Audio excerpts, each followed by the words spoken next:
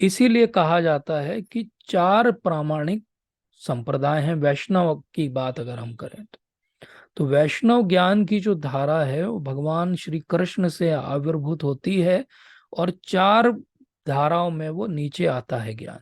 ये चार धाराएं क्या हैं? ये चार प्रामाणिक धाराएं, ब्रह्मा जी से जो ज्ञान आता है वो माध्वाचार्य के थ्रू होता होता गौड़ मध्व परंपरा में हम तक आता है शिल प्रभुपाद के थ्रू। लक्ष्मी जी के द्वारा जो ज्ञान आता है वो रामानुजाचार्य के द्वारा होते हुए श्री संप्रदाय में आता है। और भगवान शिव के द्वारा रुद्र संप्रदाय की स्थापना होती है, जिसके महान गुरु हुए विष्णु स्वामी। और चार कुमारों के द्वारा निम्बार्काचार्य का संप्रदाय आता है, और उसमें भी बहुत सारे प्रामाणिक गुरु हुए। तो सबसे महत्वपूर्ण बात क्या समझनी है, अगर आप वैष्णव हो और अपने आप को वैष्णव कहते हो तो इन चार में से किसी भी प्रामाणिक संप्रदाय के आप जो अनुगामी हो सकते हो। जरूरी नहीं है कि हर कोई मध्वाचार्य का ही फॉलोअर बनेगा या हर कोई ब्रह्मा जी की लाइन में ही आएगा, ऐसा कुछ भी आवश्यक नहीं है। पद्म पुराण स्पेसिफिकली कहते हैं कि ये ब्रह्मा जी, लक्ष्मी जी, शिव जी या चार कुमार, कोई भी एक प्रामाणिक संप्रदाय को आप फॉलो कर सकते हो। तो आप श्री संप्रदाय के हो सकते हो, आप रुद्र संप्रदाय के हो सकते हो, आप ब्रह्म मध्व गौड़ संप्रदाय के हो सकते हो, आप जो है वल्लभ संप्रदाय के हो सकते हो, किसी भी संप्रदाय के हो सकते हो।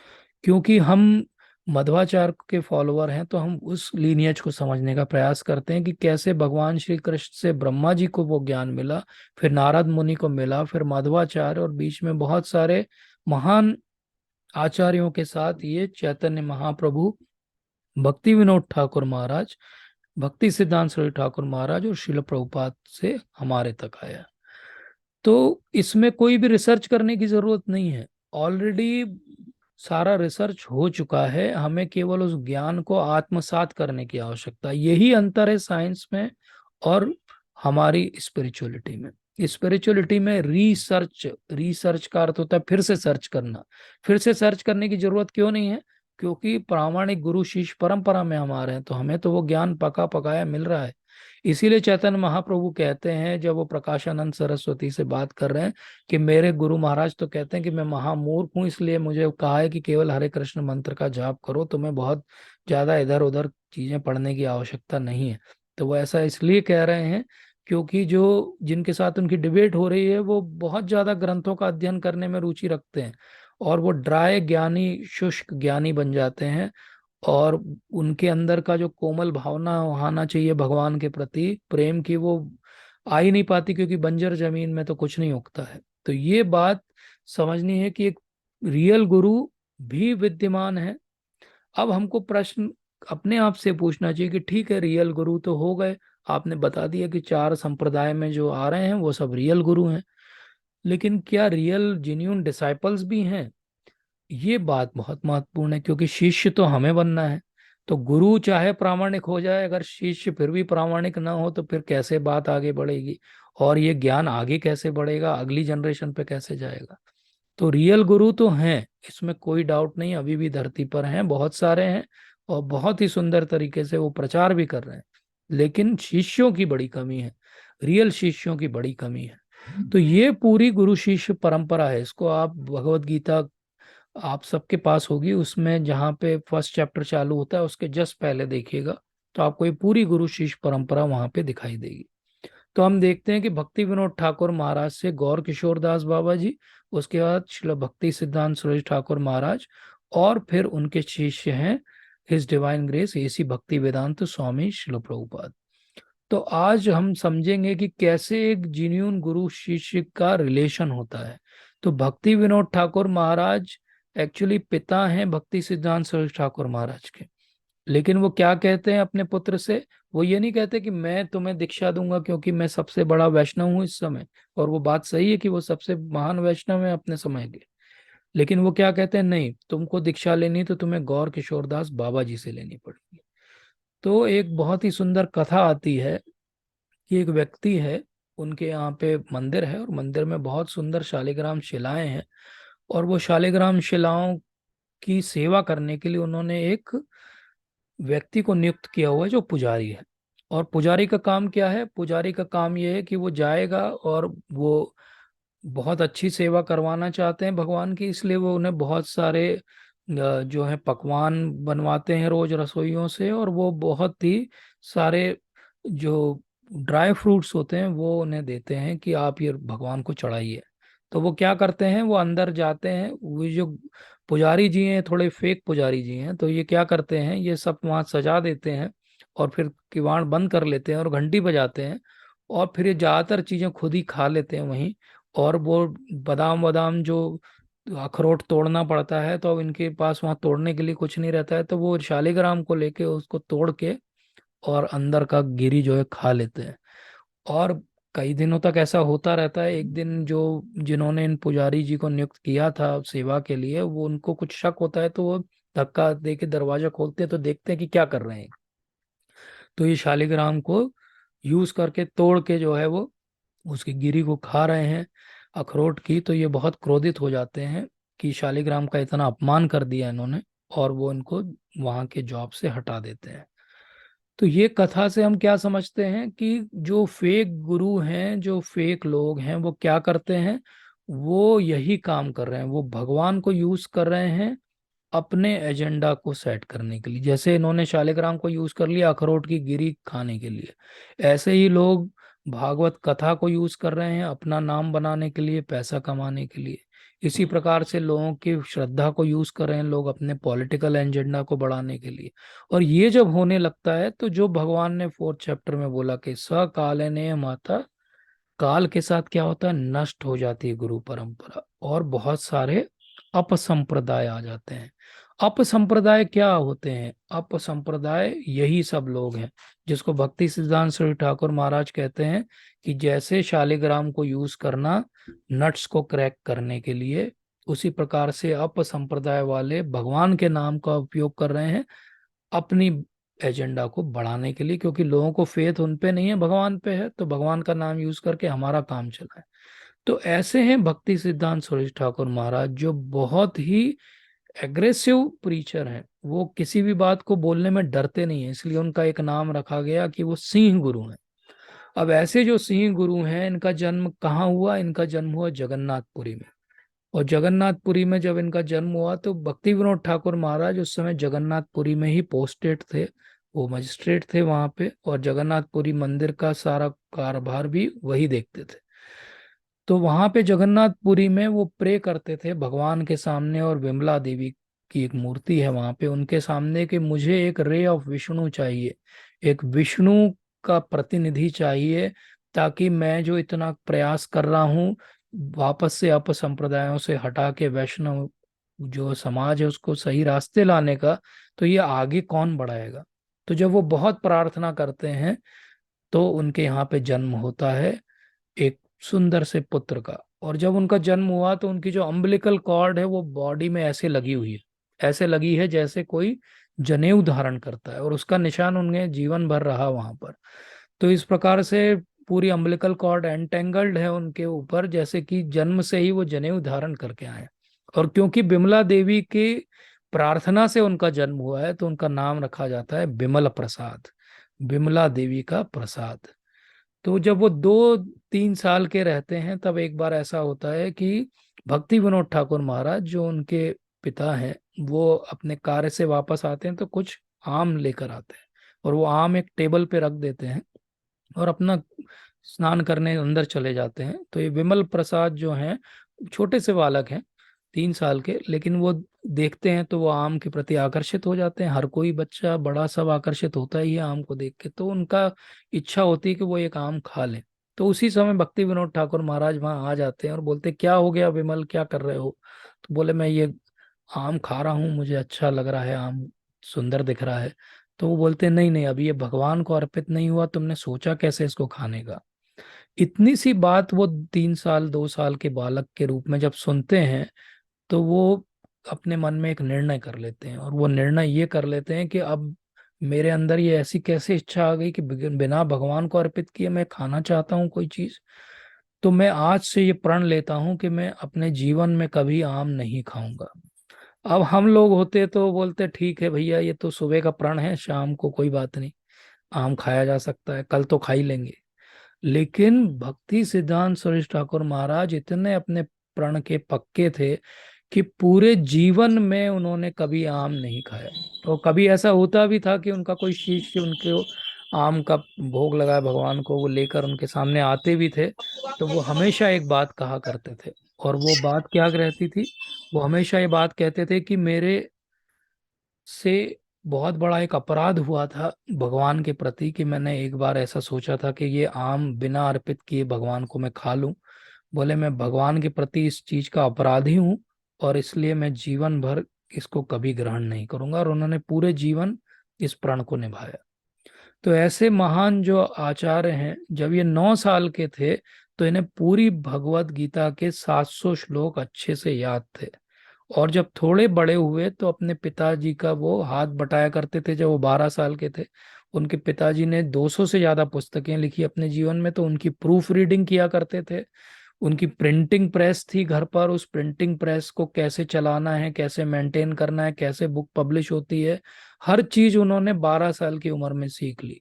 12 साल की उम्र में वो इतने पारंगत हो गए कि उन्हें कोई भी किसी भी डिबेट में शास्त्रार्थ में हरा नहीं सकता था। और वो इतने महान ज्ञानी हो गए कि पूरे ज्योतिष शास्त्र का सबसे जो कठिन ग्रंथ है सूर्य सिद्धांत, उस पे उन्होंने टीका लिखी। और वो टीका आज भी लोग रेफर करते हैं, आज भी वो सबसे ज्यादा पढ़ी जाने वाली टीका है उस बात पर। तो इतने सारे वर्सेटाइल नॉलेज, अंग्रेजी, उर्दू, फारसी, हिंदी, बंगाली, संस्कृत, इतना सारा ज्ञान, और इतना महान इनका व्यक्तित्व। ये स्थान है जहाँ पे इनका प्राकट्य हुआ था आज ही के दिन। तो इतने महान थे। और जैसे हमने बात की कि इनके पिताश्री ने कहा कि आपको अगर किसी से दीक्षा लेना है तो दीक्षा आपको लेना चाहिए गौर किशोर दास बाबा जी महाराज से। लेकिन गौर किशोर दास बाबा जी महाराज कैसे थे? वो तो किसी को दीक्षा नहीं देते थे। तो ये गौर किशोर दास बाबा जी के पास गए, बहुत अनुनय विनय की कि मैं आपसे दीक्षा लेना चाहता हूँ। तो उन्होंने पहले तो आउटराइटली मना कर दिया कि मैं किसी को दीक्षा नहीं देता हूँ। फिर ज्यादा पीछे पड़े तो उन्होंने बोला कि देखो विमल प्रसाद, आप इतने ज्यादा पढ़े लिखे व्यक्ति हो, इतने बड़े बड़े ग्रंथों की आपने अभी इस उम्र में रचना कर दी है, आप अंग्रेजी इतनी अच्छी जानते हो, लिखना इतना अच्छा जानते हो, और बोले मैं तो अंगूठा छाप हूँ, तो मैं अंगूठा छाप व्यक्ति आपको कहाँ से दीक्षा दे पाऊंगा। लेकिन इन्होंने देखा, विमल प्रसाद ने, कि गौर किशोरदास बाबा जी का कितना ज्यादा लगाव है भगवान के नाम में, और ये एक क्वालिटी होना चाहिए। फिर उन्होंने देखा कि जैसा गौर किशोर दास बाबा जी प्रचार करते हैं वैसा ही वो व्यवहार करते हैं अपने जीवन में, मतलब वो 100% फॉलो करते हैं जो वो बात कहते हैं। तो ये दूसरी क्वालिटी जो होना चाहिए एक प्रामाणिक गुरु में। तो इसलिए इन्होंने निर्णय किया कि मैं दीक्षा तो इन्हीं से लूंगा। तो फिर इन्होंने फिर से उन्हें बोला, तो गौर किशोर दास बाबा जी ने बोला कि मैं पूछ के बताऊंगा चैतन्य महाप्रभु से। बोले मेरे स्वप्न में महाप्रभु आएंगे तो मैं पूछूंगा। तो फिर चौथी बार उनके पास गए, तो बोले अरे वो तो पूछना ही भूल गया। चलो खैर कोई बात नहीं, मैं अगली बार जब आएंगे स्वप्न में तो मैं पूछूंगा। ऐसे करके कुल 18 बार, 18 टाइम्स गौर किशोरदास बाबा जी ने विमल प्रसाद को वापस भेज दिया कि मैं आपको दीक्षा नहीं दूंगा। अब अगर हम में से कोई होता जो थोड़ा बहुत पढ़ा लिखा होता, और कोई एक गुरु मना कर देते एक बार दो बार, तो हम बोलते अरे चलो हटाओ, कोई और गुरु ढूंढ लेंगे, कमी है क्या गुरुओं की? हमारे यहाँ तो हम जब लाइन में भी लग जाते हैं इस्कॉन डिसाइपल कोर्स करके कि अब हमारा नंबर आएगा दीक्षा लेने के लिए, तब भी हम बार बार पूछते रहते हैं अथॉरिटी से कब आएगा मेरा नंबर, कब आएगा मेरा नंबर। और यहाँ विमल प्रसाद हैं, वो किसके पुत्र हैं? भक्ति विनोद ठाकुर महाराज के, जो परम वैष्णव हैं उस समय के। और गौर किशोर दास बाबा जी उन्हीं को 18 बार वापस कर देते हैं। 19वीं बार जब विमल प्रसाद गौर किशोर दास बाबा जी के पास जाते हैं तो वो कहते हैं कि आप या तो मुझे आज दीक्षा देंगे, या ये सामने नदी है इसमें मैं जालंगी में कूद के अपनी जान दे दूंगा। तो गौर किशोर दास बाबा जी कहते हैं कि नहीं नहीं, तुम ऐसा करो, कूदो मत, तुम जाओ स्नान करके आओ, मैं तुम्हें अभी दीक्षा दूंगा। और इस प्रकार से इन्हें दीक्षा मिलती है। तो ये इन्होंने हमें दिखाया कि एक प्रामाणिक गुरु अगर हमारे जीवन में हमें मिल जाए तो हमें बस उनके अनुगत्य होके उनसे अनुनय विनय करने रहना है। कभी ना कभी उनकी कृपा जरूर हमारे ऊपर होगी। अब इसके बाद जब भक्ति सिद्धांत सरस्वती ठाकुर महाराज और बड़े होते हैं, और फिर भक्ति विनोद ठाकुर महाराज का तिरोभाव हो जाता है, उसके बाद उसी साल गौर किशोरदास बाबा जी का भी तिरोभाव हो जाता है। फिर ये प्रचार कार्य अपना आरंभ करते हैं, लेकिन प्रचार कार्य आरंभ करने के पहले लगभग 10 साल तक ये मायापुर में रह के रोज 3 लाख हरि नाम का जप करने की कठिन साधना करते हैं। और इतनी कठिन साधना करते हैं कि वो जिस कुटिया में माम गाची में रह के नाम जप कर रहे हैं, उस कुटिया में जब चतुर्मास के समय बारिश होती है तो ऊपर छत टूट जाती है और बारिश का पानी आने लगता है, लेकिन इनके अगर 3 लाख नाम बाकी हैं तो वो अपना आसन नहीं छोड़ते हैं, वो वहाँ एक अपने लिए छाता रखते हैं। तो एक हाथ से छाता खोल के पकड़ लेते हैं और एक हाथ से अपने 3 लाख बार हरि नाम जप के व्रत को पूरा करके ही वहां से उठते हैं। और उस समय इनका भोजन कितना रहता है, इनकी कुटिया में दरवाजे से भोजन जो है नीचे सरका दिया जाता है, उसमें से ये एक मुट्ठी में जितना चावल आता है उतना वो वहां जमीन पे रखते हैं और हाथ अपने दोनों पीछे करते हैं और मुंह से जितना वो खा सकते हैं एक बार में उतना खाते हैं, यही इनका भोजन है। तो 10 साल तक इतनी कठिन तप के बाद जो है एक समय आता है कि एक बहुत बड़े पोस्ट मास्टर जनरल की पोस्ट से रिटायर हुए एक व्यक्ति हैं, और कुंजी बाबा दादा बोलते थे उन्हें, वो उनका नाम है। तो वो एक बार सोचते हैं कि ये वैष्णविज्म का तो पतन हो रहा है, कोई प्रामाणिक गुरु नहीं है, कौन इसको संभालेगा। तो ये लोगों से पूछते हैं तो बोलते हैं कि एक ही व्यक्ति इस चीज को संभाल सकता है और वो है भक्ति सिद्धांत सरस्वती ठाकुर। बोले वो कहाँ मिलेंगे, बोले वो मायापुर में मिलेंगे। बोले कैसे पहचानूंगा मैं उनको, बोले आप तो नदी के किनारे गंगा जी के खड़े हो जाना, वो आएंगे, वहीं पे रोज स्नान करने आते हैं।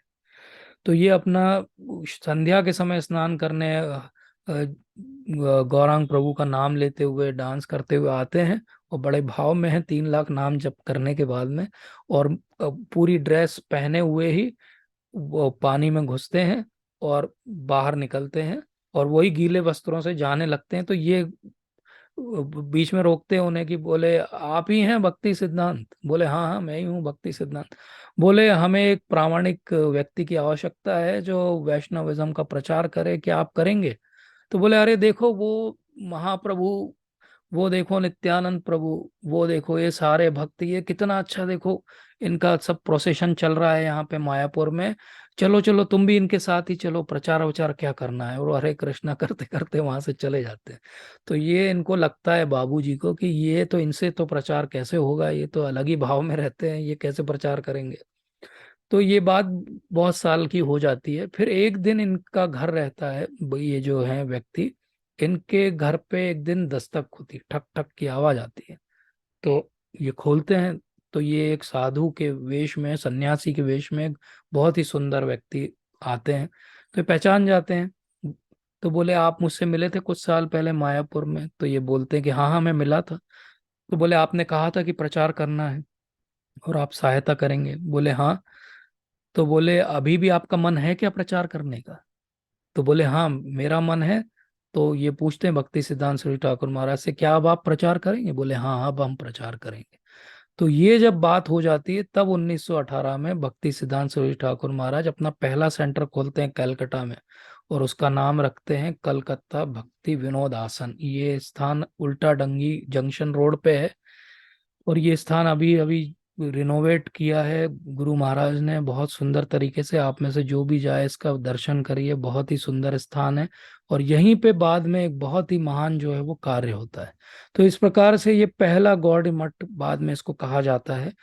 और पूरे अपने जीवन काल में 64 से ज्यादा ब्रांचेस पूरे भारत में खोलते हैं गौड़ मठ की, और बर्मा, जर्मनी और इंग्लैंड में 3 फॉरेन के सेंटर्स भी खोलते हैं। तो इस प्रकार से भक्ति सिद्धांत सरस्वती ठाकुर महाराज बिल्कुल लायन गुरु की तरह, आचार्य केसरी की तरह प्रचार करते हैं बिना किसी से डरे हुए। और ये इतना सुंदर उनका प्रचार होता है कि बहुत सारे लोग जो हैं इनसे आकर्षित होते हैं। और इनके पिता की जो इच्छा थी कि एक रे ऑफ विष्णु, एक ऐसी भगवान की जो है प्रामाणिक किरण आए संसार में जो भक्ति का प्रामाणिक ढंग से प्रचार करे, वो चीज पूरी होती है। और ये जो पहला सेंटर होता है, ये बाद में बन जाता है गौड़िमठ। तो अब हम देखते हैं कि कैसे एक रियल गुरु हुए गौर किशोर दास बाबा जी, और उनके कैसे एक प्रामाणिक शिष्य हुए भक्ति सिद्धांत सरस्वती ठाकुर महाराज। और इन्हीं को इसी उल्टी डंगी जंक्शन रोड पे एक व्यक्ति आके मिलते हैं जिनका नाम है अभय बाबू। और अभय बाबू छत पे मिलते हैं इनसे। तो ये भक्ति सिद्धांत सरस्वती ठाकुर महाराज अभय बाबू से कहते हैं कि आप तो पढ़े लिखे हैं, अंग्रेजी जानते हैं, क्यों नहीं विदेश में जाके प्रचार करते हैं। तो अभय बाबू जब ये बात सुनते हैं तो उन्हें लगता है कि मैं तो अभी इनको जानता ही नहीं हूँ, ये मुझे नहीं जानते और सीधे मुझे ऐसा इंस्ट्रक्शन दे रहे हैं। लेकिन उन्हें ये समझ में आता है इतने सारे गुरुओं से मिलने के बाद अभय बाबू को कि ये सबसे प्रामाणिक गुरु हैं और यही गुरु धारण करने योग्य हैं, इन्हीं को मैं धारण करूंगा। और वो मन से उन्हें उसी दिन अपना गुरु मान लेते हैं। और ये अभय बाबू ही आगे चल के क्या बनते हैं, अभय चरणारविंद बनते हैं, जब भक्ति सिद्धांत सरस्वती ठाकुर महाराज उन्हें बनारस में दीक्षा दे देते हैं। और यही अभय बाबू जो अभय चरणारविंद बने, वही आगे चल के एसी भक्ति वेदांत स्वामी श्रील प्रभुपाद बनते हैं। और अपने गुरु महाराज की उस एक आज्ञा को कि आप अंग्रेजी में प्रचार क्यों नहीं करते विदेश में जाके, उसको धारण करते हैं, उसको अपने जीवन का ध्येय वाक्य बनाते हैं। और ये उनकी तपस्या और उनके गुरु महाराज की कृपा के कारण ये इस्कॉन की स्थापना कर पाते हैं। और ये गुरु महाराज, हमारे गुरु महाराज, उनके गुरु महाराज, उनके गुरु महाराज और उन सब की कृपा का फल है कि आज हम इन महान विभूतियों के बारे में जानते हैं, बात कर पा रहे हैं और कुछ कहने की धृष्टता कर पा रहे हैं।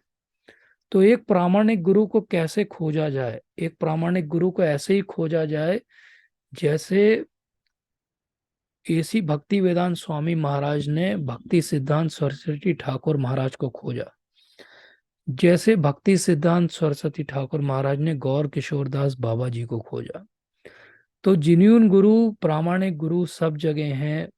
हमें केवल एक सबसे पहले जिन्यून गुरु खोजने के लिए हमारे अंदर एक जिन्यून डिजायर लाना पड़ेगा कि नहीं, सच सच में मैं भगवान के बारे में जानना चाहता हूँ, सच में मैं भगवान के अलावा और कुछ भी नहीं चाहता हूँ। और इसके लिए हमें भगवान से प्रार्थना करनी पड़ेगी। तो गुरु की कृपा से भगवान मिलते हैं और भगवान की कृपा से गुरु मिलते हैं। तो जब हम विनम्रता के साथ एक प्रामाणिक गुरु को नतमस्तक होंगे, जब हम उनको सरेंडर हो जाएंगे, तत्विधि प्रणिपाते न परिप्रश्ने न सेवया उपदेक्षन्ति ते ज्ञान ज्ञानिन तत्वदर्शिना। तो वो जो तत्वदर्शी हैं वो ज्ञान हमें भी दे देंगे, लेकिन उसके लिए हमें क्या करना पड़ेगा? परिप्रश्नेन, सही प्रश्न पूछने पड़ेंगे और उनके अनुगत्य होना पड़ेगा। जब हम इस प्रकार से चलेंगे कि सबसे पहले हम हम्बल रहेंगे, सरेंडर्ड रहेंगे, फिर हम जिन्यून रियल प्रश्न पूछेंगे और फिर वो जो उत्तर देंगे उसको जीवन में धारण करके फॉलो करेंगे। मेरी बात समझिए कि सबसे मुश्किल काम होता है फॉलो करना। ऊपर की चीजें हम कर सकते हैं, लेकिन फॉलो करने में भी सबसे बड़ी हेल्प अगर कुछ होगी तो वो गुरु महाराज की कृपा ही होगी। और वो कृपा कहाँ से आएगी? अगर हम विनम्र हो जाएं बस। जिस दिन हम सच में विनम्र हो गए तो हमें गुरु के इंस्ट्रक्शन फॉलो करने में कोई भी मुश्किल नहीं जाएगी, बहुत आसानी से हो जाएंगे। क्योंकि एक्चुअली वो हमारे आत्मा का स्वभाव ही है वैसा रहना। फिर हम कर क्यों नहीं पाते? क्योंकि हमारा कहीं कहीं अंधकार अभी भी है अंदर, कहीं कहीं अहंकार अभी भी है, कहीं कहीं काम वासना अभी भी है। तो ये सब कैसे जाएगी? ये सब जो है अंधकार तब जाएगा जब उजाला आएगा। तो जैसे ही हम बटन दबाते हैं उजाला आ जाता है। अंधकार को भगाने के लिए अलग से कोई प्रयास नहीं करना पड़ता। जैसे ही प्रामाणिक गुरु के सामने नतमस्तक हो जाएंगे, हमारा अंधकार अज्ञान हमेशा के लिए नष्ट हो जाएगा। बस हमको उनको अनुगत्य रहना पड़ेगा।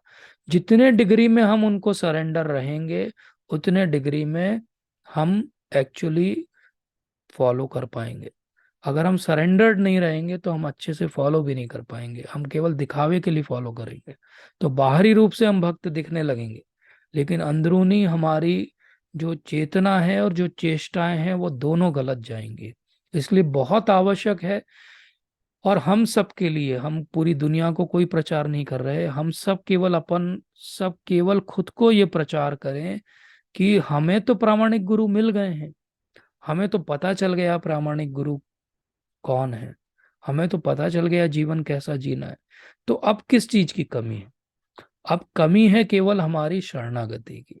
शरणागति की जो एक्चुअली प्रक्रिया है उसको बढ़ाना पड़ेगा। हमको 100% सरेंडर्ड होना पड़ेगा, 99 भी नहीं चलेगा। और जिस दिन हम ऐसा हो जाएंगे, हमें यहाँ से छुटकारा मिल जाएगा। तो बहुत ही सिंपल है, बात शुरू होगी एक जेन्युइन डिजायर से और अंत होगा उसका इंस्ट्रक्शन फॉलो करने से। जब हम ऐसा करेंगे तो हमें सत्य का दर्शन हो गया, हमें सत्य में गुरु मिल गए। तो आप सभी का बहुत बहुत धन्यवाद आज के सत्र को ध्यान पूर्वक सुनने के लिए। अगर कोई प्रश्न शंका हो तो पूछ सकते हैं, लेकिन उसके पहले एक शंका मुझे व्हाट्सएप पर आई थी। प्रभु जी आप हैं क्या? आपने पूछा था प्रश्न अष्टांग योग के बारे में।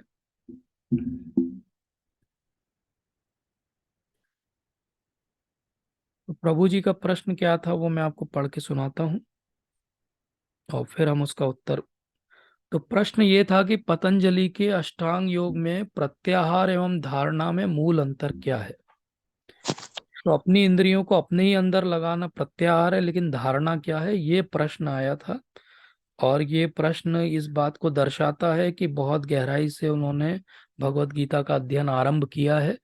तो हम सबसे पहले उनको धन्यवाद देंगे और भगवान से प्रार्थना करेंगे कि इसी प्रकार से वो बहुत अच्छे से भगवत गीता को समझने का प्रयास करते रहें। तो हम में से जिन लोगों ने अभी भगवत गीता का ये वाला पार्ट नहीं पढ़ा है, उनको मैं शॉर्ट में बता दूं कि अष्टांग योग का अर्थ होता है कि एक योग जिसके 8 अंग हैं। सिंपल है बात, अष्टांग 8 अंग। ये 8 अंग क्या है? यम और नियम जो है वो पहले 2 अंग है, आसन और प्राणायाम दूसरे 2 अंग है, प्रत्याहार और धारणा तीसरे अंग है, और ध्यान और समाधि चौथे अंग है। इस प्रकार से ये दो दो का जो कॉम्बिनेशन हुआ तो ये 8 चीजें हो गई। तो यम नियम तो सिंपल है, डूज और डोंट्स, क्या करना है और क्या नहीं करना है। आसन हम सबको पता है, कुछ पोस्चर्स, प्राणायाम ब्रीदिंग एक्सरसाइज होती है। जहां पे कंफ्यूजन चालू होता है वो प्रत्याहार और धारणा में होता है, और यही प्रभु जी को भी हुआ है। और ये इसलिए हुआ है क्योंकि उन्होंने ध्यान से पढ़ने का प्रयास किया है। तो प्रत्याहार क्या होता है? प्रत्याहार होता है जब हम ऑर्डिनरी चीजों से हमारा ध्यान को हटा के हम बेसिक कंसंट्रेशन को सीखने का प्रयास कर रहे हैं, इसको कहते हैं प्रत्याहार। अर्थात अगर मैं बोलूं कि ये पेन है, इस पे आप अपना ध्यान लगाइए, आपका ध्यान कहीं और नहीं हटना चाहिए, तो ये प्रत्याहार है। मैं आपको कहूं कि एक दिए की लौ पे ध्यान लगाइए, एक साउंड पे ध्यान लगाइए, ये प्रत्याहार है। तो हम क्या कर रहे हैं, बाकी सब जगह से हमारा ध्यान हटा के हम कोई एक पर्टिकुलर बात पे, चीज पे ध्यान लगा रहे हैं, उसको कहते हैं प्रत्याहार। और धारणा क्या होता है? धारणा होता है जब ये हम एक्सटर्नली ध्यान लगाने को सीख जाते हैं और एक्सटर्नल ऑर्डिनरी चीजों से डिस्टर्ब होना बंद हो जाते हैं, तो हम अपने अंतर मन में ध्यान लगा सकते हैं, और इसको कहते हैं धारणा। धारणा, जिसको धारण किया जाए, कंसंट्रेशन जो हृदय में हो, इसको कहते हैं धारणा। और यही धारणा शुरुआत में कुछ क्षणों की होती है, तो उसको धारणा कहा जाता है। जब ये धारणा, कंसंट्रेशन बढ़ता जाता है कि कुछ और आपके ध्यान में नहीं आ रहा है, तो उसको कहा जाता है ध्यान। उसी का और बड़ा रूप होगा जब पूरे समय आप अपनी इच्छा से उस पर्टिकुलर सिचुएशन में, मेंटल स्टेटस में रह पाए, तो उसको कहा जाता है समाधि, जब आपका भगवान के साथ योग होना आरंभ होता है। तो प्रत्याहार बाहरी चीजों से ध्यान हटाना है, धारणा हृदय में ध्यान लगाना है, ध्यान उसी धारणा को और बड़ा करना है, और समाधि उसकी पराकाष्ठा को प्राप्त करना है। तो यही इसका मीनिंग है। Thank you so much. तो अगर किसी का कोई प्रश्न है तो हम ले सकते हैं। प्रभु जी हरे कृष्णा, दंडवत प्रणाम। हरे कृष्णा माता जी। हाँ प्रभु जी, मैंने सुना है कि जो भक्ति सिद्धांत सरस्वती ठाकुर महाराज थे, तो वो किसी को मतलब आसानी से दीक्षा नहीं देते थे अगर कोई 64 माला से कम करे। बिल्कुल अ, बिल्कुल। हाँ। तो लेकिन हमारे जो प्रभुपाद हैं, श्रीला हम्म। प्रभुपाद। हम्म। उन्होंने तो बहुत आसानी से हमें इतना बड़ा नॉलेज दे दिया, इसके तो हम लायक भी नहीं है। तो मतलब बिल्कुल। उन्होंने क्यों दिया? हाँ, बहुत अच्छी बात है। और मैं भी बार बार सोचता हूँ कि क्यों दे दिया। पॉइंट इसकी, प्रभुपाद जो हैं वो बहुत ही परम दयालु हैं। तो प्रभुपाद, जो एसी भक्ति वेदांत स्वामी श्रील प्रभुपाद हैं, वो इतने दयालु हैं कि जब वो वेस्ट में जाते हैं और वहाँ की स्थितियों को देखते हैं, तो आप अगर प्रभुपाद की जो जीवनी है लीला अमृत, तो उसको पढ़ेंगे, पढ़िए, सब लोगों को पढ़ना चाहिए, तो पता चलेगा कितनी स्ट्रगल की श्रील प्रभुपाद ने। तो जब वो अमेरिका जाके वहाँ पे कहते हैं, तो पहले वो यही कहते हैं कि 64 राउंड करना पड़ेगा।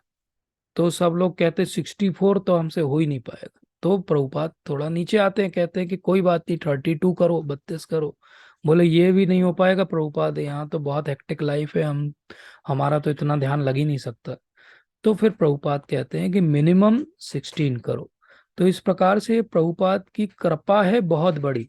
क्योंकि हम अगर उसके पहले जाएं, भक्ति सिद्धांत सरस्वती ठाकुर महाराज भी बहुत कृपालु हैं। अगर आप डिटेल में वैष्णव हिस्ट्री पढ़ेंगे, तो आपको ये पता चलेगा कि एक समय जो एक्चुअली स्टैंडर्ड था, जिसको कुछ भक्त समझा जाता था, जिस व्यक्ति को, वो व्यक्ति होता था जो 128 राउंड किया करता था। उसके अलावा तो किसी को भक्त माना ही नहीं जाता था। जब चैतन्य महाप्रभु ने बोला एक बार कि मैं उसी के यहाँ भोजन ग्रहण करूंगा जो लखपति हो, तो सबको लगा कि अरे ये तो पैसे वालों के यहाँ जाएंगे लगता है। तो फिर महाप्रभु ने बोला नहीं, मैं पैसे वालों के यहाँ नहीं जाऊंगा, लखपति का अर्थ है जो 1 लाख नाम जाप करता हो, मैं उसी के यहाँ भोजन ग्रहण करूंगा, हर किसी के यहाँ भोजन ग्रहण करने नहीं जाऊंगा। तो सोचिए, ये स्टैंडर्ड था। भक्ति विनोद ठाकुर महाराज के समय भी 64 राउंड वॉज द स्टैंडर्ड। भक्ति सिद्धांत सरस्वती ठाकुर महाराज ने एक कॉन्सेप्ट लाया जिसको कहते हैं नाम सेवा। ये गौर किशोर दास बाबा जी ने थोड़ा बहुत दिया, लेकिन उसको इलॉबरेटली एस्टेब्लिश किया भक्ति सिद्धांत सरस्वती ठाकुर महाराज। और उनके समय भी उन्होंने ये बोला कि दीक्षा अगर आपको लेना है तो आपको मिनिमम 64 राउंड करना चाहिए। तो ये स्टैंडर्ड था, लेकिन प्रभुपाद जानते थे कि ये 64 राउंड के स्टैंडर्ड से तो कोई भी नहीं कर पाएगा। इसलिए उन्होंने उसको हमारे लिए कृपा की। और क्योंकि वो आचार्य हैं, तो वो नियम बदल सकते हैं। आचार्य कोई अधिकार होता है कि वो नियम बदल दे, तो वो तो पूरे विश्व के आचार्य हैं, तो उन्होंने वो नियम बदला। और डेफिनेटली उससे हम सबके लिए एक कृपा हुई कि हम कुछ कर पा रहे हैं, सोच पा रहे हैं। जैसे भी आड़े टेढ़े टूटे फूटे नाम ले रहे हैं, लेकिन 16 माला घसीट के कर ही लेते हैं। तो कम से कम ये प्रभुपाद की कृपा है। और सच में ये कृपा क्यों की उन्होंने? क्योंकि वो देख रहे थे इतने अपने स्ट्रगल में कि अगर हम इस चीज को आसान नहीं करेंगे, तो लोग कर ही नहीं पाएंगे। लेकिन फिर भी प्रभुपाद ने अपने लेटर्स में और बहुत जगह ये बोला है कि जो भी 16 से ज्यादा कर सके उसे करना चाहिए, मिनिमम 16 राउंड ऑन बीट्स, ये प्रभुपाद के वर्ड्स हैं। तो हम सबको प्रयास करना चाहिए एकादशी के दिन, कुछ महान वैष्णव तिथियों के दिन, अगर हम हमारे पास समय निकालें और हम कर पाएं, तो हमें 16 माला से ज्यादा भी करने का प्रयास करना चाहिए। बहुत सारे मैं जानता हूँ यहाँ पर भी, जैसे अंकित प्रभु जी हैं, ये रेगुलरली बहुत सारी माला ज्यादा करते हैं और एकादशी संडे के दिन भी करते हैं। तो हम इनसे भी प्रेरणा लेके कर सकते हैं। ठीक है माता जी। हाँ प्रभु जी, धन्यवाद। Thank you.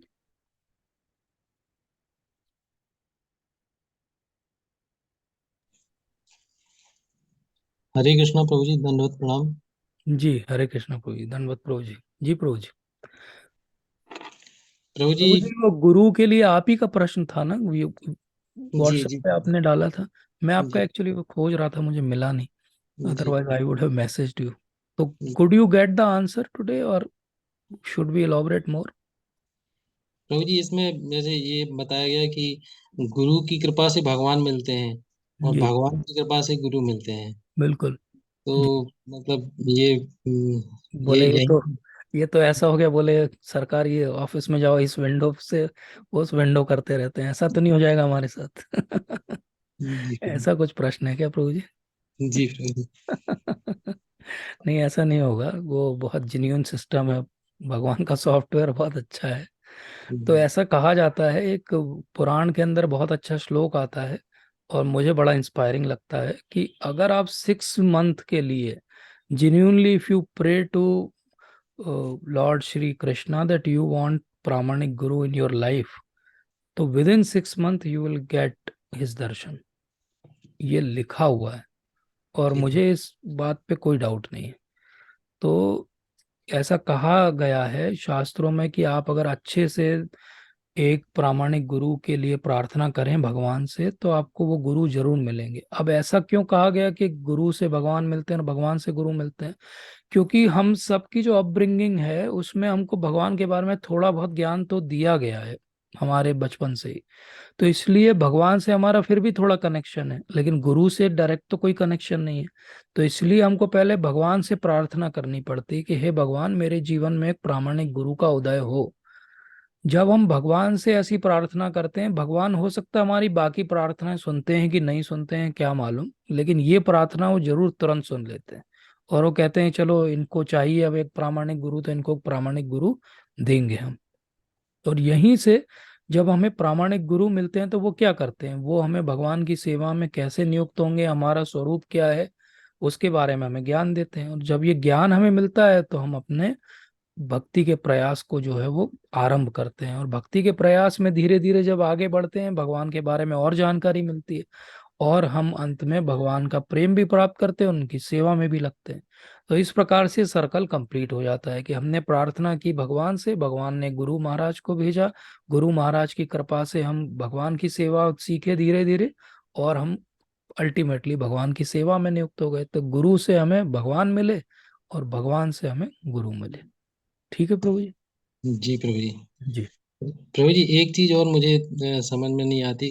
जैसे जी ये जप करते समय बोला जाता है कि हमें कुछ नहीं करना, मन कहीं भी जाए, हमें बस बोलना है और ध्यान से सुनना है। जी जी प्रभु जी। तो जी प्रभु जी, इसमें ध्यान से सुनने वाली बात जो है, जैसे मन कहीं और होता है तो फिर उस समय जैसे मैंने एक बार क्वेश्चन पूछा भी था सर कि जैसे जी लेक्चर में कई बार होता है, स्टूडेंट्स बैठे रहते हैं, पढ़ा रहे हैं, उनका ध्यान कहीं है और है, जी तो वो सुनते नहीं है उनसे लास्ट में अगर कोई क्वेश्चन पूछे बिल्कुल बिल्कुल तो जी। ये कैसे पॉसिबल है कि मतलब मन कहीं और है और ध्यान से हम सुन पाए? बिल्कुल बिल्कुल बिल्कुल सही और जेन्यून प्रश्न है प्रभु जी आपका। इसीलिए एक्चुअली ये जो सेंटेंस बोला जाता है इसमें थोड़ी सी ट्रिक छुपी हुई है। क्योंकि एक तरफ ये बोला गया कि मन पे ध्यान नहीं देना है और दूसरी तरफ बोला गया है कि जो बोल रहे हो आपको ध्यान से सुनना है कान से। तो एक्चुअली कान से सुनने के लिए मन का ध्यान तो लगाना पड़ेगा हमें। तो इसके पीछे क्यों ये बोला गया उसकी मंशा मैं आपको बताता हूँ। क्योंकि प्रभुपाद जब वेस्ट में गए और जब उन्होंने अपना प्रचार आरंभ किया तो वहाँ बहुत सारे ऐसे गुरु थे जो कहते थे कि हम आपको माइंड कंट्रोल और एक ट्रांसेंडेंटल तरीके का मेडिटेशन आपको सिखाएंगे। और क्योंकि ये बहुत सारे गुरु थे जो इस प्रकार से अ, बता रहे थे, तो लोगों का भी कॉन्सेप्ट ऐसा ही था कि पहले हमें माइंड को कंट्रोल करना पड़ेगा तभी कोई मेडिटेशन हो सकता है। प्रभुपाद ने क्यों इस बात को खारिज किया कि माइंड कंट्रोल अलग से करने की आवश्यकता नहीं है? क्योंकि उनका कहना था कि इस पैकेज का हिस्सा ही है माइंड को कंट्रोल करना। और उसको उन्होंने कैसे समझाया? उसको उन्होंने बहुत सुंदर तरीके से एक ही लाइन में ये समझा के बोला कि आप केवल नाम जप करिए और ध्यान से उसको सुनिए। इसका अर्थ ये नहीं कि माइंड को कंट्रोल करने का कोई उपाय नहीं करना है। इसका अर्थ ये है कि माइंड पे अलग से हमें ध्यान नहीं देना है।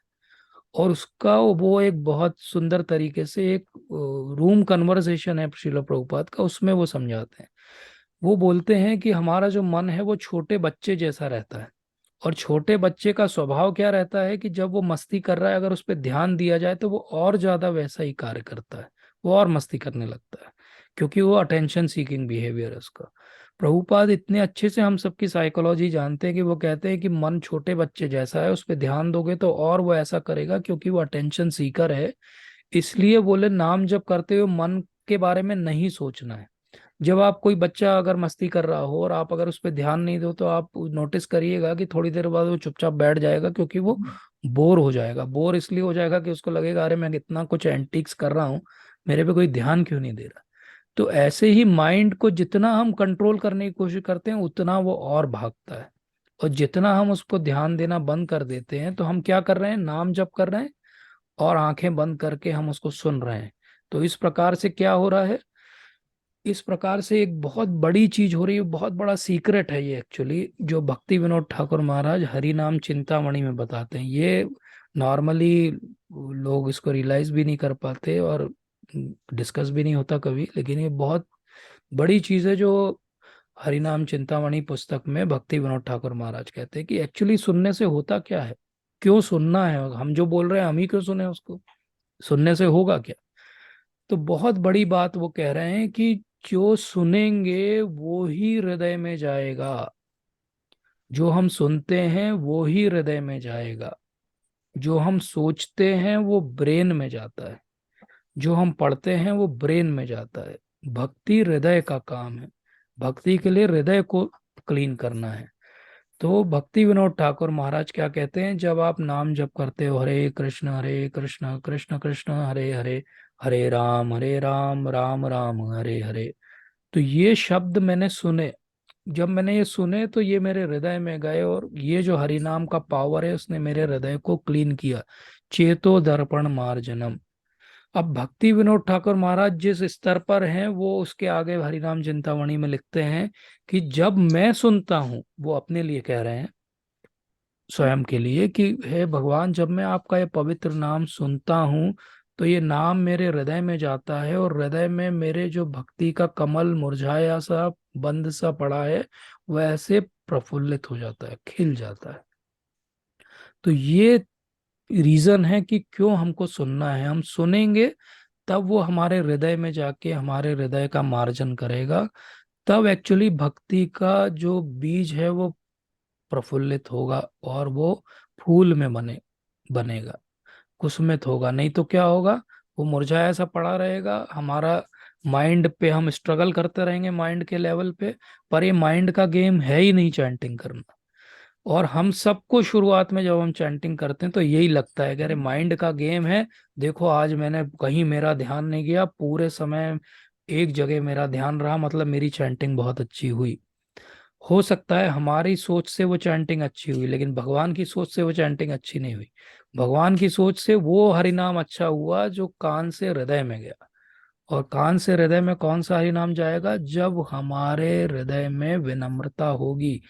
इतना सिंपल प्रोसेस है, इसलिए गुरु महाराज या कोई भी परम वैष्णव जो भी हैं, किसी की भी पुस्तक, किसी का भी आप लेक्चर सुनिएगा तो वो एक ही बात करते हैं बार बार, विनम्रता विनम्रता। क्यों कहते हैं, क्यों कह रहे हैं त्रणादपि सुनीचना, इसलिए कह रहे हैं कि विनम्रता वो गेट है जिससे हृदय में हरिनाम एंटर करेगा। जब तक अहंकार रहेगा, हम कितने ही लाखों नाम जप कर लें, हमारे हृदय का मार्जन नहीं होगा, हरि नाम का फल हमें कुछ भी नहीं मिलेगा। इसलिए बहुत इंपॉर्टेंट बात आपने पूछी, और थैंक यू फॉर दैट, कि हम सबको भी ये बात रियलाइज हुई कि नाम जप करने में मन का कोई रोल नहीं है। लेकिन इसका अर्थ ये नहीं कि हम म्यूजिक चला लें, हम जो है इधर उधर चार चीजें देखते रहें, व्हाट्सएप उंगली से चलाते रहें और साथ में नाम जप करें। नाम जप एकांतिक होना चाहिए, नाम जप में पूरा ध्यान नाम पर ही होना चाहिए, लेकिन मेन ध्यान सुनने पर होना चाहिए। और जब वो सुन के हृदय में जाएगा तो उसका असर आपको एक हफ्ते में दिखाई देगा। ठीक है प्रभु जी। जी प्रभु जी, थैंक यू प्रभु जी जी। थैंक यू प्रभु जी। इसमें एक थोड़ा सा प्रैक्टिकल प्रश्न है प्रभु जी, कभी जी। कभी ऐसा होता है कि जो बीट का जो कृष्ण बीट है, तो कभी कभी क्रॉस हो मान जाता है। ध्यान नहीं है कोई कोई। इशू नहीं है प्रभु जी, कोई इशू जी नहीं है, don't worry about these things. जी वो एक सिस्टम है, वो इसलिए बनाया गया कि वो ऐसा स्पाइरल टाइप की आपकी चैंटिंग हो जी और आप प्रभु ब्रेक ना करें चैंटिंग को, और ये ध्यान रखें कि सेंटर कृष्ण है और उन्हीं के आसपास हमको अपना पूरा जीवन जो है नियोजित करना है। तो जी वो एक सॉर्ट ऑफ अंडरस्टैंडिंग के लिए है, कभी अगर क्रॉस भी हो जाए तो इट डजेंट मैटर मच। जी व्हाट मैटर्स इज कि स्किप नहीं होना चाहिए। और अगर जी कभी ऐसा लगे तो एक बहुत अच्छी टिप है इसके लिए कि हम जब कभी बीच बीच में अपना एक खुद का माला जैसे हम करते हैं रैंडमली, उस माला को हम रिकॉर्ड कर ले और फिर जी हम खुद सुने उसको, तो हमें पता चलेगा हम कहाँ पे स्किप कर रहे हैं। हमने 108 नाम लिए कि कम नाम में ही हमारी माला खत्म हो गई, तो ये जी हमें पता चल जाएगा। ठीक है प्रभु जी। जी भाई। जी। इसमें एक प्रभु जी, एक एक अगर समय हो तो एक प्रश्न और हाँ, पूछ ले। बोलिए बोलिए बोलिए। प्रभु जी, जैसे बोला जाता है कि ध्यान से आप करिए, और अक्सर कहा जाता है कि जो 16 माला हमें लगभग 2 घंटे लगते हैं, और जो बहुत इसके प्रैक्टिस अच्छी करते हैं तो उनको 1.5 घंटे में भी कर लेते हैं। जी लेकिन प्रभु जी, जहाँ तक मतलब मुझे ऐसा लगता है कि अगर आप बहुत अच्छे से ध्यान से प्रेम पूर्वक करें तो एक माला लगभग वो 15 मिनट में भी अच्छे से आप आराम से धीरे धीरे बोल के करेंगे तो होगी। जी अगर जो है जल्दी जल्दी करेंगे तो वो 5 से 7 मिनट के बीच होगी, जी लेकिन उसमें उसमें वो प्रेम मेरे ख्याल से शायद नहीं रहेगा। जी। तो इसमें संख्या और जैसे समय का इम्पोर्टेंस है कि संख्या का इम्पोर्टेंस बिल्कुल, बहुत अच्छा प्रश्न है प्रभु जी। एक्चुअली इसको ऐसे समझना चाहिए कि बहुत अगर हम स्लोली बोलेंगे तो कई बार ये रिस्क रहती है कि हम सो जाएंगे। अगर हम बहुत जल्दी बोलेंगे तो नॉर्मली हमारा प्रोनाउंसिएशन ठीक नहीं रहेगा, और भगवान का नाम अगर ठीक से प्रोनाउंस ही नहीं हो रहे हैं तो नाम जप करना केवल दिखावा भर रह जाएगा। तो एक जो बीच का स्तर है वो यही है कि 7 से 9 मिनट के बीच में अगर हमें समय लग रहा है तो हमारी टाइमिंग नॉर्मली ठीक है। अगर हम 9 मिनट से ज़्यादा ले रहे हैं मतलब हम बहुत स्लोली बोल रहे हैं, तो एक तो समय भी ज़्यादा लगेगा, और दूसरा किसी किसी को हो सकता है नींद भी आ जाए। लेकिन हर एक का अपना अपना इंडिविजुअल प्रेफरेंस है। अगर आपको थोड़ा सा समय ज़्यादा लगता है लेकिन संतुष्टि होती है कि आप बहुत अच्छे से कर रहे हैं, तो डेफिनेटली आपको वैसे ही करना चाहिए। तो इसमें ये नहीं सोचना चाहिए कि एक एवरेज टाइम जो सबको बताया जाता है 7 मिनट 7.5 मिनट, तो मुझे ज़्यादा क्यों लग रहा है। कई बार ऐसा भी होता है कि कुछ दिनों में ज़्यादा लगता है और कुछ दिन थोड़ी जल्दी हो जाती है। हमारा एनर्जी का लेवल कैसा है, हमारा कंसंट्रेशन, हमारा सब सिस्टम कैसा चला है, उससे भी बहुत कुछ डिपेंड करता है। लेकिन डोंट वरी अबाउट इट। अगर आपको थोड़ा समय ज़्यादा भी लगता है बट आपको संतुष्टि कि आप अच्छे से कर रहे हो, तो कैरी ऑन विद दैट। ठीक है प्रभु जी। जी। थैंक यू प्रभु। जी थैंक यू प्रभु जी, और thank you for your genuine questions, because these questions are everybody's question, but you are their representative and you ask them. So we are so fortunate to have you. Please keep coming, keep inspiring us, hmm. and thank you so much, Prabhuji. Thank you. तो अगर और कोई प्रश्न नहीं है तो हम यहाँ पे आज विराम देते हैं। तो आज हमने ये सीखा। प्रवीण प्रभु जी आए हैं। प्रवीण प्रभु जी कुछ कहेंगे? हरे कृष्ण प्रभु जी, थैंक दंडवत यू प्रभु प्रभु जी, थैंक यू फॉर कमिंग। जी। आई एम प्रिटी फॉर्चुनेट, आज ज्वाइन कर पाया। थैंक यू प्रभु जी। बीच में ये है कि वीडियोस तो सुन लेता हूँ, पर ये है कि सामने से ज्वाइन करना, that's Yeah, that become a is your hectic schedule is there, but we are so thankful to you. You नहीं want नहीं। to add something? अब नहीं, कुछ है कि क्या गुरु ऐड करेंगे? महासागर में क्या ऐड कर सकते हैं? महासागर में दो आपका चार बूंद महासागर अगर है। डालेंगे तो कोई फर्क नहीं पड़ेगा, निकालेंगे तो भी कोई फर्क नहीं पड़ेगा। नहीं, कुछ ऐड करने जैसा नहीं है, बहुत ही सुंदर टॉपिक था आज का। Thank you. मैं मतलब इसलिए थोड़ा युक्ति पूर्वक भी था कि नहीं, इसको पूरा ही सुनो शुरू से जी आखिर तक, थैंक क्योंकि यू। ये रियली नीडेड है हम लोग की सबकी लाइफ में। ये बहुत ज्यादा इसकी जरूरत है। तो सावधान रहने की आवश्यकता है। पिछला भी सेशन आपका इससे कुछ रिलेटेड ही था, पर आज वाला रिलेटेड ही था क्योंकि मैं प्रयास कर रहा हूँ कि अभी जो माहौल चल रहा है उसमें लोगों को ये पता चले जी। कि एक्चुअली जेन्युइन गुरु भी हैं। ऐसा ना हो कि हाँ बाढ़ आ जाएगी, क्योंकि अब इसके बाद बहुत सारे ऐसे गुरु हैं कि आप समझ सकते हो। हाँ, नहीं बिल्कुल है। अभी मतलब अभी का जो वो है टेम्परामेंट, वही हाँ जो आप कह रहे थे, सप्लाई डिमांड जैसा ही हाँ है। हाँ। तो लोगों को सप्लाई में डिमांड एक्चुअली मनोरंजन की है। मनोरंजन की तो डिमांड है, सच कह रहे हाँ, हैं। तो वो मतलब जो है जो कथा या अ, चर्चा का म्यूजिक विषय म्यूजिक होना है। चाहिए, वो होना चाहिए कि भगवत भजन। थोड़ा सही। बहुत कभी कभी जन मतलब आवश्यकता सोसाइटी के हाँ, लिए है तो लोक थोड़ा रंजन हो जाए।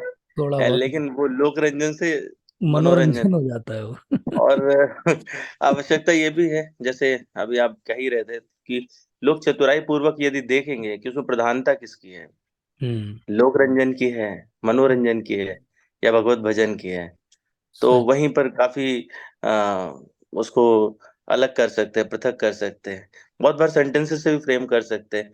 बड़ा सुंदर प्रसंग आता है रामचरितमानस में, जब हम्म। हनुमान जी जा रहे हैं और कालनेमी राक्षस है, हम्म। वो बीच में माया करता है और हनुमान जी हम्म। उतर जाते हैं। वो हम्म। दीक्षा देना चाहता है, हाँ जी। साधु वेश, मतलब इतना बढ़िया वो है। थोड़ा डिटेल में बताइए ना सबके लिए, क्या है वो लीला। तो उसमें हनुमान जी जो है संजीवनी बूटी लाने जा रहे थे, ये हाँ। प्रकरण उस समय का है। और हाँ। पता था रावण को कि यदि ये ले आएंगे हम्म। संजीवनी बूटी तो जो हम्म। मेघनाथ द्वारा कृत्य है वो फेल हो जाएगा। बोलो। इसलिए वहां पर उन्होंने रिक्वेस्ट की। कालनेमी चूंकि जानता था पहले से कि हम्म। हनुमान जी को रोका नहीं जा सकता, और हम्म। इसमें निश्चित तौर पर उसकी मृत्यु हो ही जाएगी। अच्छा। लेकिन फिर भी हाँ, रावण के आग्रह पर उसने हम्म। वो सारी लीला की। वहां पे एक सुंदर सा नदी के किनारे कुटिया बनाई, और अच्छा। अ, तो जब हनुमान जी देखते हैं कि वहां पर जल भी है और हम्म। सुंदर वातावरण है, हम्म। और तो उतर जाते हैं। उतरने के बाद में वो कहते हैं कि अरे तुम तो आ गए हो, बहुत बढ़िया, बहुत हम्म। सुंदर। अब चलो ठीक है, मैं तुम्हें दीक्षा दे देता हूँ। अच्छा, अब सीधे दीक्षा ही दे देता। अब सीधे दीक्षा दे देता हूँ, तुम जाओ स्नान करके आओ और मैं तुम्हें दीक्षा दे देता हूँ। मतलब हाँ। कथा बहुत लंबी हो जाएगी, उस तरह से हाँ। जाएंगे। हाँ। तो हाँ। गोस्वामी जी लिखते हैं वहां पे कि जो कालनेमी बताता है कि मैं तो वैसे सर्वज्ञ हूँ, सब कुछ जानता हूँ, जो अच्छा। मतलब ये बिल्कुल देखिए आज के प्रकरण से कितना बिल्कुल। मैच करता बिल्कुल है ना। मैच वो कर। कहते हैं मैं सर्वज्ञ हूँ, सब जानता हूँ, तुम हम्म। जहां से आए हो वो भी मुझे पता है। अब अच्छा। रावण ने तो बता ही रखा है तो पता ही है। लेकिन हम्म। वो किस प्रकार से कहता है, वो कहता है कि मुझे मालूम है, अब मैं आपको बता रहा हूँ कि क्या है, क्या हो रहा हम्म। है। हम्म। होत महारण रावण रामई, हम्म। जितिह राम न संशय या मई, हम्म। यहाँ भय मैं देखूं भाई, ज्ञान दृष्टि बल मोहि अधिकाई। मतलब हम्म। होत महारण रावण रामई, वो बोलता है रावण और राम के बीच में महायुद्ध चल रहा है, और हम्म। जिसमें राम जी जीतेंगे इसमें संशय नहीं है। हम्म। और मैं ये सब देख रहा हूँ यहाँ से बैठे बैठे, यहाँ भय मैं देखती भाई, मैं सर्वज्ञ हूँ तो मैं सब देख रहा हूँ। हम्म। और ज्ञान दृष्टि बल मुहे दिखाई, मतलब मुझ में तीनों चेतो, आज जो होता है यही होता है, यही स्वयं की होता है। प्रशंसा करते हैं। बिल्कुल सही। कहते हैं मैं यहाँ से सब कुछ ज्ञान देख दृष्टि लेते बल हैं। सब मेरे पास है, और हम्म। मैं सब कुछ देख भी लेता हूँ। और मैं हम्म। संशय नहीं है कि ये भगवत कार्य होके सिद्ध हो जाएगा। हम्म। लेकिन वो शुरू में, अब भक्त हनुमान जैसे हैं तो इतने चतुर हैं कि वो सेंटेंस ही पकड़ लेते हैं। कह अच्छा। रहे हैं कि होत महारण रावण राम, ये कैसा गुरु और भक्त है जो हाँ, पहले रावण का नाम लेता है पहले रावण का नाम लेता है। और उसके बाद में फिर राम का नाम ले रहा है। तो हाँ। ये तो मतलब सीधा मनोरंजन वाला व्यक्ति है। हाँ। कहते ठीक है, अब कोई बात नहीं, आप पहले जो है वो गुरु दीक्षा ले, हमसे पहले दक्षिणा ले लीजिए, उसके बाद दीक्षा मिलेगी। और अच्छा। दक्षिणा के रूप में वो उनकी ठुकाई करते हैं, और आखिर में उनका परम कल्याण हो जाता है। तो ये सही तरीका है दक्षिणा देने का। तो जो है थोड़ा सा, मतलब हम लोग यदि चतुर रहें तो हम्म। हम लोग उस मनोरंजन में, उस लोक रंजन में, या उस वातावरण में थोड़ा सा मतलब उसको परखने का प्रयास करेंगे तो हमको समझ आ जाता है सच कि है। ये किस तरह से शुरू कर रहे हैं और कहाँ ले जाना चाहते हैं। कहाँ ले और जाना जैसे चाहिए। जो अभी आप कह रहे थे कि यदि वो चमत्कार की बात कर रहे हैं और ये सब कर रहे हैं तो फिर हम्म। मतलब आराम से तुरंत बोरिया बिस्तर उठा करके हाँ, भाग भाग लेना लेना चाहिए, चाहिए दोनों वहां कान से। बंद करके, दोनों दोनों कान कान बंद बंद करके। करके, हाँ ये भी यदि इम्पोर्टेंट। श्रवण मार्ग से, मतलब जो आप कह रहे थे मैं उससे पूर्णतः उसको पुष्ट करूंगा कि श्रवण मार्ग से, चूंकि हम कोई भी चीज जो हृदय में लेते हैं, भगवान तो वहीं बैठे हैं, हम्म। हृदय देश बिल्कुल। देश में बिल्कुल। रहते हैं भगवान। तो हम्म। भगवान तक पहुंचने का मार्ग तो श्रवण मार्ग है। बहुत इवन सही। अगर हम लोग उसको इस तरह से देखें, जितने अवतार हुए हम्म। उनमें जो सूक्ष्म तरीके हम्म। से, जैसे हनुमान जी का ही अवतार है, हम्म। तो इसमें हनुमान जी के उनकी माता अंजना के अंदर जो तेज स्थापित हुआ वो श्रवण हम्म। मार्ग से हुआ। हाँ। वायु ने श्रवण मार्ग लेते हुए अच्छा। अरे भगवान वाह। शंकर का तेज स्थापित किया था। हम्म। तो कोई भी तेज जो स्थापित होता है वो श्रवण श्रवण से। मार्ग से हुआ। इतना सूक्ष्म है और हम्म। इतना सटीक, हम्म। तो श्रवण मार्ग को कभी वेस्ट नहीं करना चाहिए। अगर हमने गलत कुछ सुन लिया तो वो हम्म। डेफिनेटली हमारे अंदर रह जाने वाला है, और वो इतनी तरीके से रहता है और किसी विशुद्ध अच्छा। व्यक्ति को सुनते हैं तो वो डिफरेंट बात होती है। और हमने मन लगा लिया कि ये हमारे गुरु जी हैं और वो कालनेमी हुए, तो हम्म। वो भी श्रवण मार्ग से वो अपना तेज स्थापित कर देंगे। हम्म। उस तेज में हम कहाँ जाएंगे, किस तरफ जाएंगे, ये हमको खुद ज्ञात होना चाहिए। तो इस प्रकार से मतलब मुझे भी लगता है कि चीजें तो बहुत वैसी हैं। आप अच्छे भक्त रहेंगे तो उसमें तो कई बार भगवान स्वयं चले आते हैं, और किस लीला में किस प्रकार से आते हैं। मैं असल में चर्चा कर रहा था एक बार, और अभी हम्म। रामचरितमानस में पढ़ रहा था, तो वहां पर भगवान शंकर जो है वो अगस्त्य मुनि से सुनने जाते हैं राम कथा।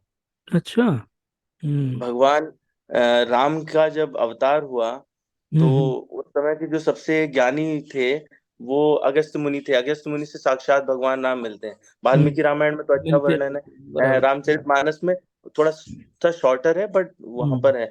तो गोस्वामी जी वहां लिखते हैं कि एक बार त्रेता जुग माही, हम्म। शंभु गए कुंभज ऋषि पाई। हम्म।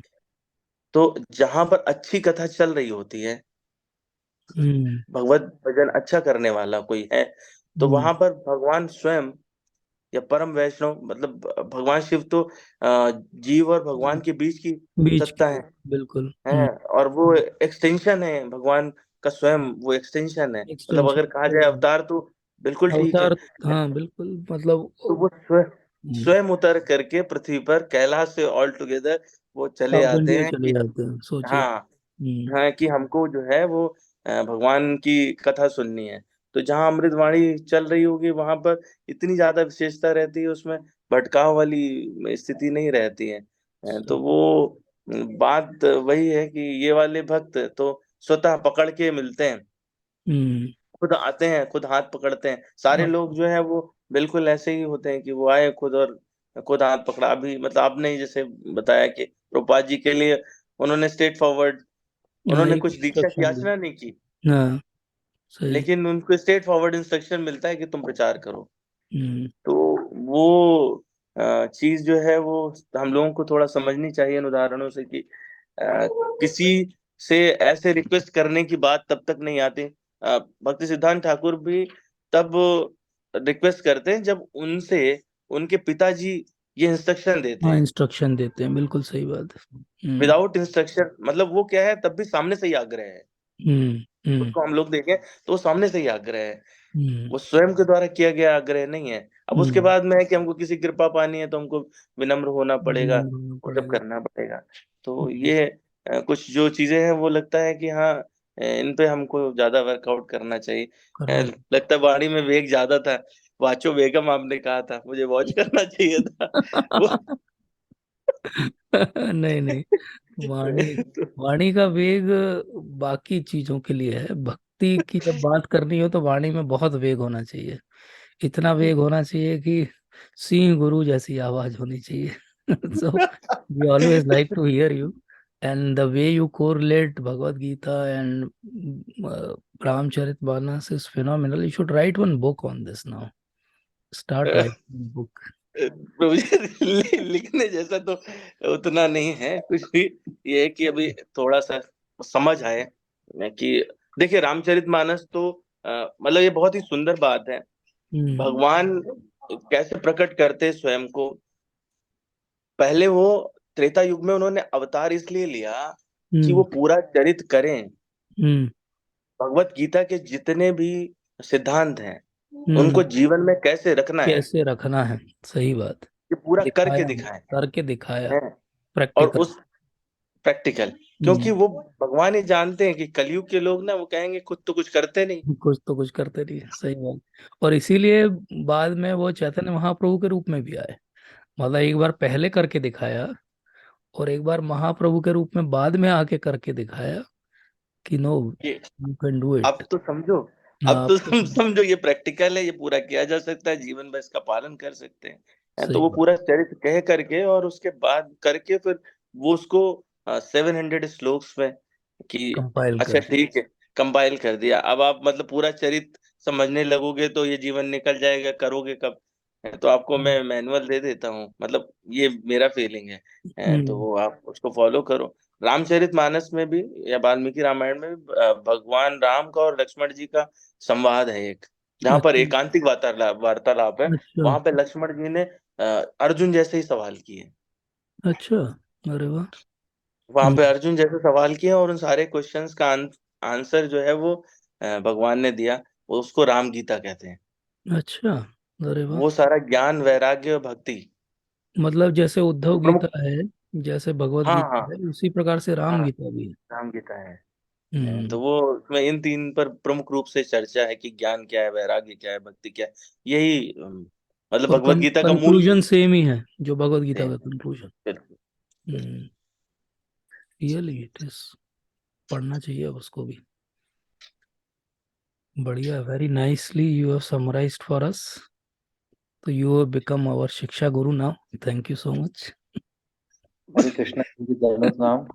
बहुत बहुत अच्छा लगा, दो वरिष्ठ वैष्णवों का वार्तालाप सुन के। मैं इतनी देर से मतलब कोशिश कर रहा था कि कुछ कुछ पूछूं, पर मन ही जी नहीं जी। कर पा रहा था कि इतना अच्छा चर्चा चल रही है। भगवत गीता और रामचरितमानस, मेरे अध्ययन में बचपन से रामचरितमानस पढ़ के बड़ा हुआ हूँ। अरे और अभी, वाह, हाँ जी बिल्कुल। बहुत तो अच्छा। अब भगवत गीता के तो श्लोक अभी मैं सीख ही रहा हूँ, याद ही कर रहा हूँ। काफी जी अच्छा लगा आपकी चर्चा सुन के। मेरा एक प्रश्न है प्रभु, छोटा सा। जी जी प्रभु जी जी। अपने प्रभुपाद जी, अपने मतलब मैं कहीं सुन रहा था कि जीवन में मात्र 6 बार उन्होंने वो भक्ति सिद्धांत सरस्वती ठाकुर से मिल पाए थे, ऐसा जी शायद जी कहीं उद्धरण आता है। जी प्रभु तो जी। उनका बहुत कम अपने गुरु से पर्सनल अटैचमेंट हुआ। जी। लेकिन वो उनके प्रभु जब भी हुआ हुआ तो उन्होंने वो अपनी लाइफ टाइम के लिए वो उनकी शिक्षा को कैरी किया। कैरी अब किया। हमारी अवस्था में, अब आज के समय में, मतलब हमारा गुरु महाराज से मिलना या फिर मतलब उनसे पर्सनल इंटरेक्शन एसोसिएशन। करना फिजिबल ही नहीं है हम्म आसानी से। तो कोई उनसे पर्सनल टच भी नहीं है। हम्म सो उस केस में मतलब हम थोड़ा सा लेफ्ट अलोन सा फील, मतलब ऑनेस्टी से बता रहा हूँ, थोड़ा कई बार होता है, लेफ्ट अलोन सा फील हम्म होता है। तो हम्म हमें क्या करना चाहिए? क्योंकि अभी गुरु महाराज की जैसे कई बार तबीयत खराब होती है, तो जैसे हम्म मैसेज मिलता है तो कुछ उत्कंठा होती है जानने की अभी तबीयत कैसी है, तो कोई ऐसा ग्रुप भी नहीं होता है ना। हम्म तो मतलब मुझे मुझे लगता है कि हमें ऐसे, या तो कैसे हम जुड़े और ज्यादा। हम्म, मेरा प्रश्न, ये एक प्रश्न है। और दूसरा ये कि प्रभु जी, जैसे भागवतम में एक उदाहरण आता है जी जिसमें कपिल मुनि बताते हैं, हम्म उन्होंने 24 चीजों को गुरु माना था, जी जी जी जी। अगर मैं सही हूं तो मधुमक्खी से लेके वैश्या तक को उन्होंने अपना गुरु माना था। तो कैसे हम इस चीज को अपने जीवन में उतार सकते हैं कि एक हमने एक दीक्षा गुरु ली है, और हम्म शिक्षा गुरु हम मतलब इतने लोगों से, क्योंकि क्या होता है कई बार हम जब दीक्षा गुरु के पास नहीं जा पाते तो आसपास के शिक्षा गुरुओं से हम अलग अलग अट्रैक्ट होते हैं, तो फिर हम्म, कहीं ना कहीं मन भटकता है। जी प्रभु जी जी। तो ऐसी स्थिति में हमें क्या करना चाहिए प्रभु जी? बिल्कुल प्रभु हरे जी। कृष्णा, धन्यवाद। हरे कृष्ण, धन्यवाद, प्रणाम प्रभु जी।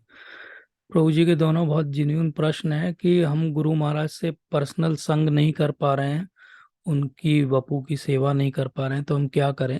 तो गुरु महाराज हमेशा कहते हैं, दो इंस्ट्रक्शन उन्होंने दिए हैं।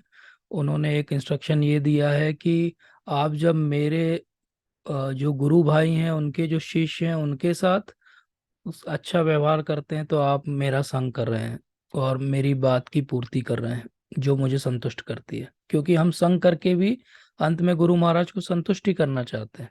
तो हम संतुष्ट कैसे कर सकते हैं? जब हम अपने बीच में, अपने गुरु भाइयों के बीच में अच्छा व्यवहार करेंगे, उससे हमारे गुरु महाराज हमसे संतुष्ट रहेंगे। और दूसरी एक और बात है जिससे वो संतुष्ट रहते हैं, और वो है कि हम उनके जो गुरु महाराज हैं, इसी भक्ति वेदांत स्वामी श्रील प्रभुपाद, उनके ग्रंथों का अध्ययन करें, उनकी बताए हुए रास्ते पे प्रयास करें जितना हम चल सकते हैं अपनी यथाशक्ति, तो वो प्रसन्न होंगे। तो अंत में हमें संग करके उन्हें प्रसन्न ही करना है। तो हम उन्हें प्रसन्न इस तरह से भी कर सकते हैं कि उनकी वाणी की सेवा करके भी हम उन्हें प्रसन्न कर सकते हैं। जहाँ तक हो सके महाराज का, आजकल अब यूट्यूब है, सब चीज़ें हैं, तो उनसे हम उनका संग ले सकते हैं। उनके हर बार के लेक्चर, उनकी सुबह की मंगल आरती के सेवा के दर्शन, सारे दर्शन यूट्यूब पर आ ही जाते हैं, तो हम वहाँ से उनका दर्शन कर सकते हैं।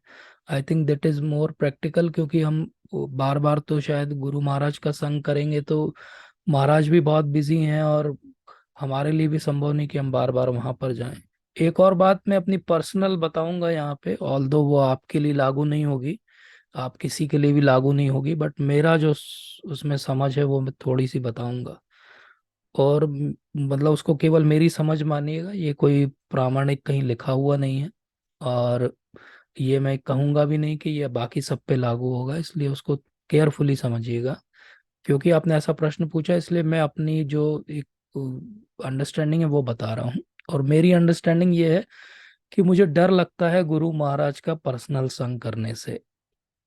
और उस डर का कारण क्या है वो भी मैं बताता हूँ। अगर मैं बहुत क्लोज मेरे गुरु महाराज के जाऊंगा, तो मेरी जो टेंडेंसी है बहुत ज़्यादा लॉजिकल सोचने की, उसके कारण ज़्यादा संभावना ये है कि मैं कोई अपराध कर दूंगा उनके प्रति। मुझे लगने लगेगा अरे देखो ये भी तो बीमार होते हैं, मैं भी बीमार होता हूँ, या ये भी कभी कुछ भूल जाते हैं कि कैसे गुरु हैं ये। तो ऐसी संभावना मेरे लिए तो बहुत ज़्यादा है। इसलिए मुझे तो डर लगता है गुरु महाराज का पर्सनल संग करने में। तो मुझे लगता है कि उनकी शिक्षा और उनसे दीक्षा मिल गई, अब हम थोड़ा सा डिस्टेंस से ही उनकी सेवा करें, और उन्होंने जो कहा है उसको पूर्ति करें, वो शायद ज़्यादा संभव है मेरे लिए पर्सनली। लेकिन वो चीज़ आपके लिए लागू नहीं होगी। आप बहुत अच्छे भक्त हैं, तो आप जरूर प्रयास करिए कि जितना महाराज का संग आपको मिले, बिल्कुल आपको लेना चाहिए।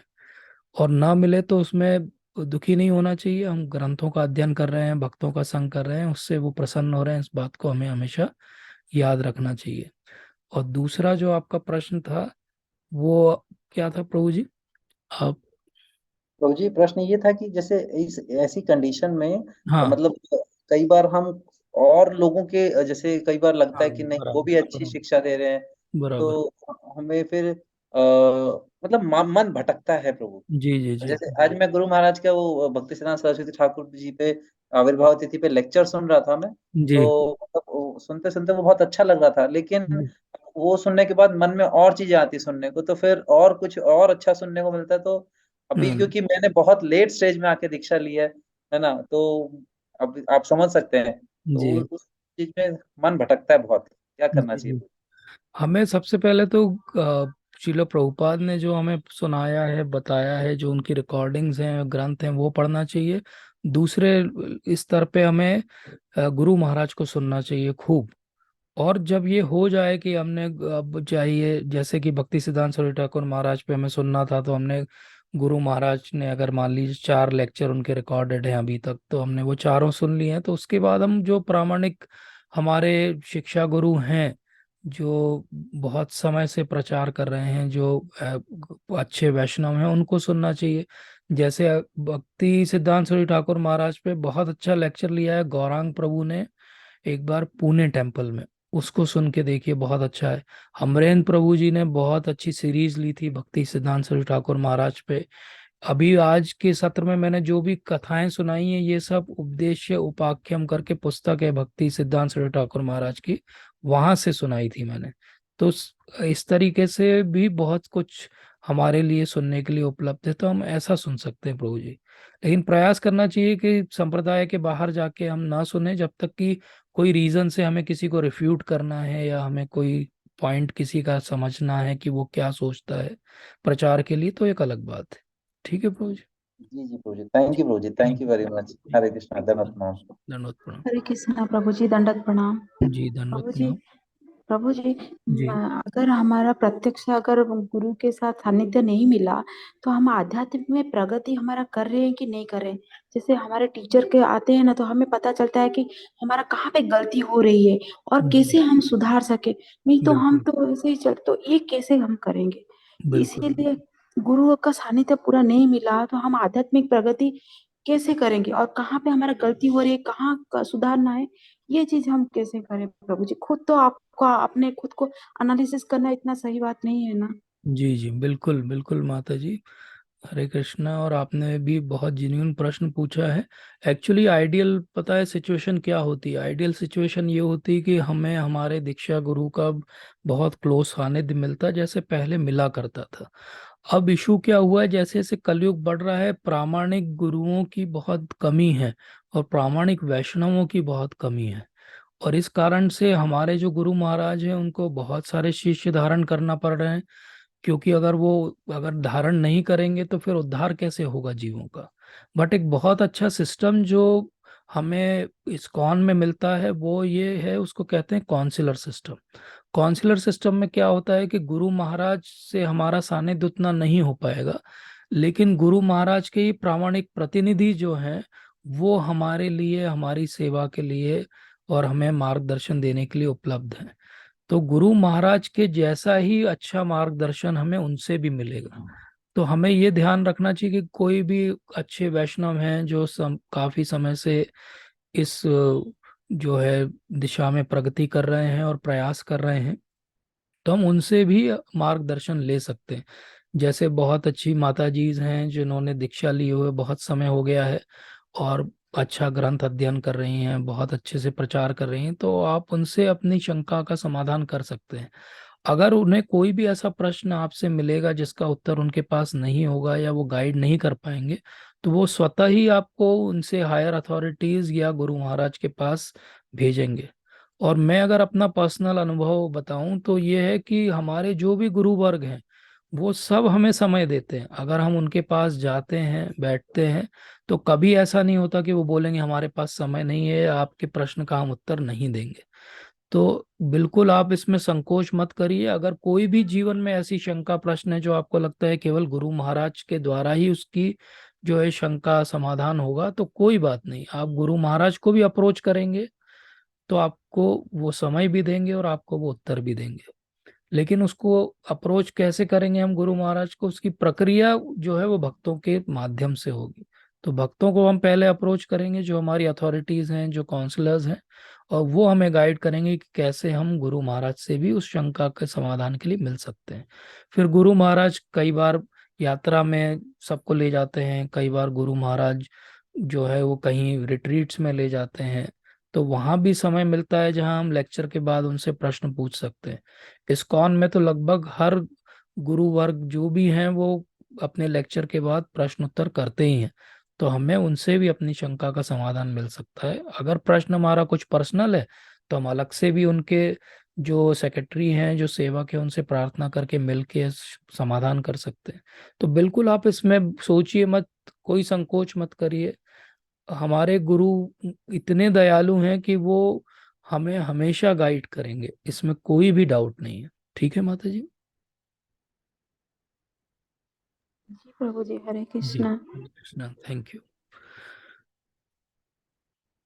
तो आज हम यहीं विराम देते हैं। आज हमने ये सीखा कि कैसे एक प्रामाणिक गुरु की हम खोज कर सकते हैं, कैसे उन गुरु को हम अपने जीवन में धारण कर सकते हैं, और कैसे भगवान की कृपा से हमें गुरु मिलते हैं और गुरु महाराज की कृपा से हमें भगवान के दर्शन होते हैं। तो आप सभी का बहुत बहुत एक बार फिर धन्यवाद। Thank you so much. Hare Krishna. Hare Krishna